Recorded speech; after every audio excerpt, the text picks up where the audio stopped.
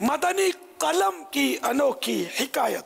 حضرت مفتی احمد یار خان رحمت اللہ تعالی علیہ ارشاد فرماتے ہیں، مدینہ منورہ زادہ اللہ شرفوں و تعظیمہ میں مجھے ایک دکان پر ایک قیمتی قلم یعنی پین بڑا پسند آیا۔ دل میں خواہش پیدا ہوئی کہ کاش میرے پاس ہوتا، مگر مہنگا ہونے کی وجہ سے خرید نہ سکا اور چپ چاپ لوٹ آیا۔ لیکن دل میں بار بار خیال آتا رہا کہ بارگاہ رسالت سے اجازت ملی تو حاضری کی سعادت ملی، اور اگر اسی بارگاہ سے وہی قلم بھی عطا ہو جائے تو کرم بالائے کرم ہو جائے گا۔ غالباً اسی دن یا اگلے دن ظہر کی نماز مسجد نبوی شریف علی صاحبہ الصلاۃ والسلام میں ادا کر کے فارغ ہوئے تو ایک صاحب ملاقات کے لیے حاضر ہوئے اور یہ کہتے ہوئے اپنی جیب میں ہاتھ ڈالا کہ میں آپ کے لیے ایک تحفہ لایا ہوں۔ ہاتھ باہر نکال کر وہ تحفہ میرے سامنے رکھ دیا۔ اب جو میں نے نظر اٹھائی تو سامنے وہی قیمتی مدنی قلم تھا، حالانکہ میں نے کسی سے بھی اس کا تذکرہ نہیں کیا تھا۔ مجھے یقین ہو گیا کہ بارگاہ رسالت میں میری عرض سن لی گئی ہے، جبھی تو مجھے میری خواہش کے مطابق چیز مل گئی۔